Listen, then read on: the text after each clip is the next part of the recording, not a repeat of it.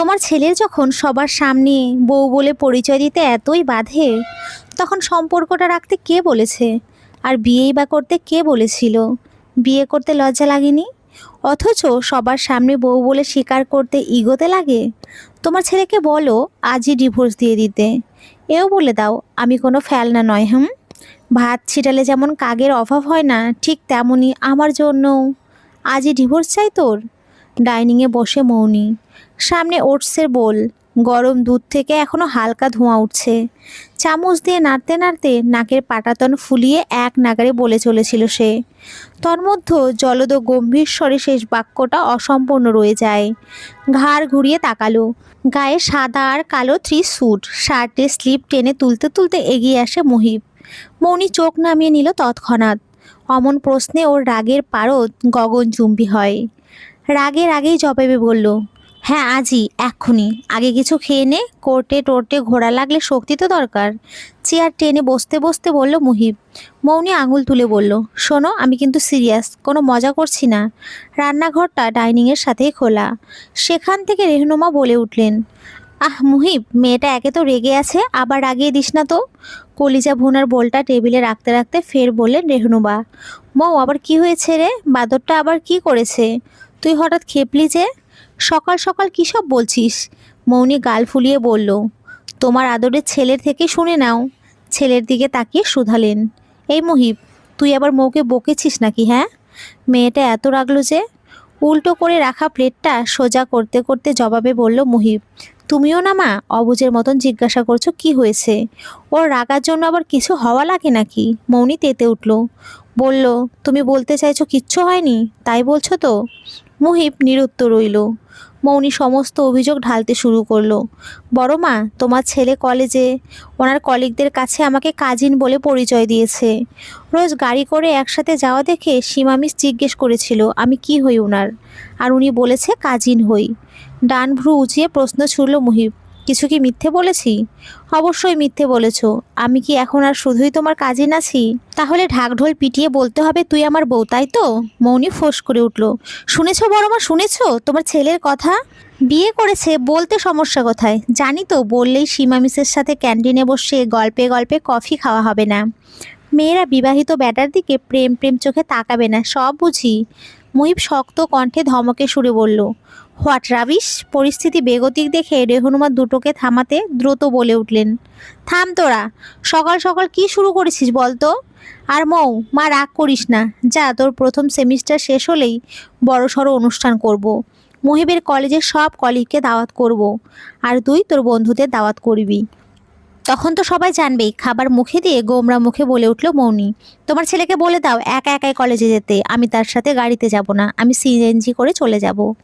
মহিব নির্বিকার ভঙ্গিতে খাবার খাচ্ছে। রেহনুমা মৌনির মাথায় হাত বুলিয়ে রাগ ভাঙাতে এটা ওটা বলেন, তবুও মৌনির না থেকে হ্যাঁতে আনতে পারলেন না।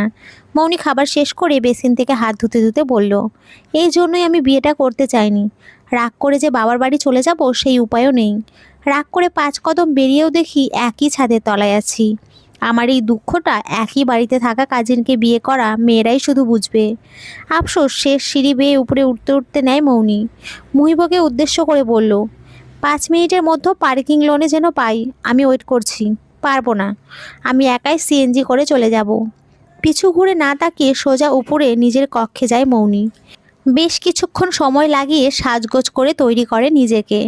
পৌষ মাসের প্রথম সপ্তাহ, হালকা কুয়াশার চাদর ঢেকে রেখেছে শহরের রাস্তাঘাট। সকাল 9:15 হলেও রোদের তেজ নেই। হালকা হাওয়ার ঠান্ডার মিশ্রণ ছড়িয়ে পড়েছে। গাছের ডালে জমে থাকা শিশিরের কণা শুকনো রোদে ঝলমল করছে, আর রাস্তায় পড়ে থাকা পাতাগুলোকে আর্দ্রতার আভা দিয়ে উজ্জ্বল করে তুলেছে।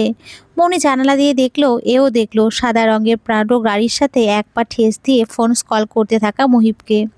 দেখে মুখ বাঁকালো, মনে মনে দুটো গালি দেয়। মৌনির কত স্বাদ কলেজের ইয়াং হ্যান্ডসাম ফিজিক্স লেকচারের বউ হিসেবে তাকে সবাই আলাদা নজরে দেখবে, একটা ভাব নিয়ে থাকবে সে।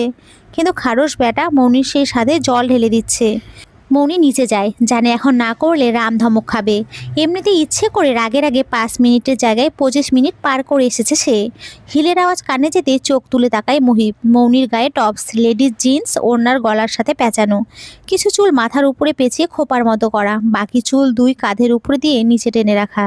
মুহিব কিছু পল বনে তাকিয়ে থাকলো, তারপর বলল, বাহ, যেভাবে সেজেছিস আর হিলে খটখট আওয়াজ তুলে আসছিস, মনে হচ্ছে জাম্প শোতে হাঁটছিস।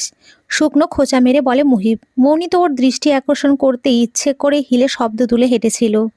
সাজগোজ করতে ভালোবাসে মৌনি, তবে আজ মুহিবকে রাগাবে, দেখাবে তার দিকেও কত ছেলে ড্যাব ড্যাব করে তাকিয়ে থাকে, কতজন নোটের নাম করে গল্প জুড়তে চায়। এরপর দেখাবে মুহিব কতদিন মৌনিকে সবার সামনে বউ বলে পরিচয় না দিয়ে থাকতে পারে। মৌনি উত্তর না দিয়ে গাড়ির দরজা খুলে ভেতরে বসলো। মুহিব ড্রাইভিং সিটে বসতে বসতে প্রশ্ন করলো, চাদর কই? ওয়ার্ম ক্লোথস গায়ে দিস নিজে, ঠান্ডা লাগছে না? দুই হাত বুকে ভাঁজ করে দৃষ্টিজোড়া সামনে রেখে বলল মৌনি। লাগবে না, আমার শীত করছে না। দিনের বেলায় ওসব ওয়ার্ম ক্লোথস দরকার হয় না আমার রক্তে হিমোগ্লোবিন বেশি, শীত অতটা করে না। কিছু মেয়েরা কনকনে শীতে কাঁপতে কাঁপতে রাস্তায় বেরোয়, তবুও শীতের কাপড় পরিধান করবে না। তুই হলি সেই কোয়ালিটির মেয়ে। মৌনি আড়ালে ভেংসি কাটলো। গাড়ি যাচ্ছে পিচ ঢালা রাস্তা দিয়ে। মৌনি হঠাৎ বলে উঠল, আজ নতুন স্টাইলে চুল বেঁধেছে, খেয়াল করেছো? মুহিবের থেকে উত্তর না পেয়ে মৌনি নিজেই বলল, চাইনিজ ড্রামা থেকে এই স্টাইলের চুল বাঁধা ফলো করেছি। এটা নাম দিয়েছি চাইনিজ স্টাইল। মুহিব ঘাটটা কিঞ্চিত ঘুরিয়ে তাকালো, বলল, আমার কাছে মনে হচ্ছে বেদিনী স্টাইল এটা। তার বাঁধা চুল নাকি বেদিনীদের মতো হয়েছে। না, এটা মানা গেল না। মৌনি জ্বলে উঠে চেঁচিয়ে বলল, তুমি ইনডিরেক্টলি আমাকে বেদিনী বললে, তাই না?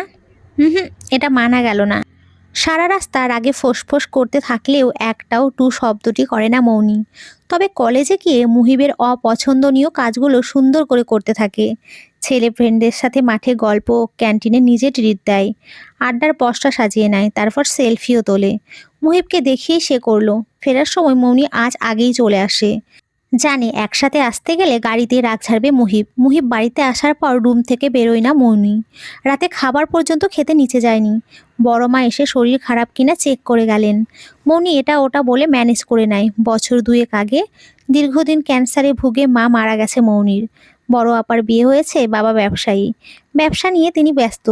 বড় মা ছোট থেকে আদর করতো খুব। মা না ফেরার পর থেকে তো আরও আদর যত্নে আগলে রাখেন। মাসখানেক আগে বড় বাবা হুট করেই ঘরোয়াভাবে নিজের একমাত্র ছেলের সাথে মৌনির আকত ছাড়ে। আপু অস্ট্রেলিয়া থেকে ছুটি কাটাতে আসলেই বড় সড়ো করে বিয়ের আয়োজন করা হবে। ঘড়িতে রাত্রি 12টা ছুঁই।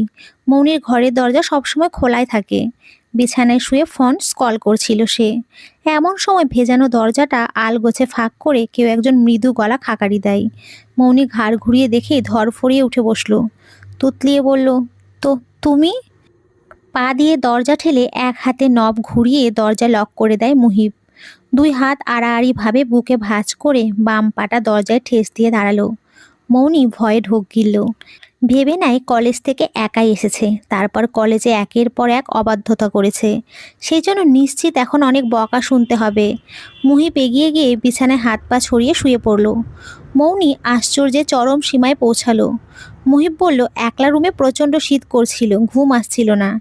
চট করে মনে পড়ল পাশের রুমে হিটার আছে, যার নাকি কিনা শীত টিত কিচ্ছু লাগে না। আজকের রাতটা পরীক্ষা করে দেখি মৌতোর কথা সত্যি নাকি মিথ্যা। একটা কুশন কোলের উপরে তুলে নেয় মৌনি, তাড়াতাড়ি করে বলল, আমি তো মজা করে বলেছিলাম, যাও আমি ঘুমাবো, ডিস্টার্ব করলে বড় মাকে ডাকবো। ডাক, বারণ করেছে কে? মা জিজ্ঞেস করলে কি বলবি মৌ? বরের শীত করছে বলে একসাথে থাকতে চেয়েছে, তাই তুই রাগ করে ডেকেছিস, এটা বলতে পারবি তো? হাতের কুশন মুহিবের গায়ের উপরে ছুঁড়ে মারল মৌনি। সেটা সুন্দর করে দুই হাতে ক্যাচ ধরে নেয় মুহিব। মৌনি ঝাঁঝালো স্বরে বলল, তুমি একটা অসভ্য, এখন আমার রুম থেকে বেরো তো। অনুষ্ঠান করে সবাইকে জানানোর আগে তোমার আমার রুমে আসা নিষেধ, বুঝলে? বিছানায় কনুইয়ের উপরে ভর দিয়ে হাতের তালুতে মাথা রেখে কাত হয়ে মৌনির দিকে তাকায় মুহিব, বলল শান্ত স্বরে, তখন তো তুই আমার রুমে শিফট হবি। এক মুহূর্ত থেমে পুনরায় বলল, তোকে কাজিন বলে পরিচয় করে দিয়েছিলাম বলে তোর খুব রাগ হয়েছিল না? আচ্ছা মৌ, তোকে যদি সরাসরি আমার বাচ্চার মা বলে পরিচয় করিয়ে দেই তাহলে কেমন হবে?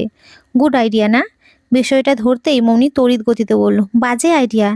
যেভাবে কলেজে ছেলে ফ্রেন্ডদের সাথে আজ হেসে হেসে সেলফি তুলছিলি, এর শাস্তি একটাই, 6 মাসের মধ্যেই ওরা তোকে দেখিয়ে জিজ্ঞাসা করবে বাচ্চার বাবা কে। বলতে বলতেই লাইট নিভিয়ে দেয় মুহিব। মৌনি চমকে যায়। পরপর টুপ করে শক্ত করে দুটো চুমু খেয়ে বলল মুহিব, ঘুমিয়ে পড়ো, গুড নাইট। ও হ্যাঁ, আবার ছেলেদের সাথে আড্ডা দিতে দেখলে শীতের সকালে শাওয়ার নিয়েই ছাড়াবো কিন্তু মৌ। Mind it my dear ওয়াইফি। নমস্কার বন্ধুরা, খুব ভালো থেকো তোমরা।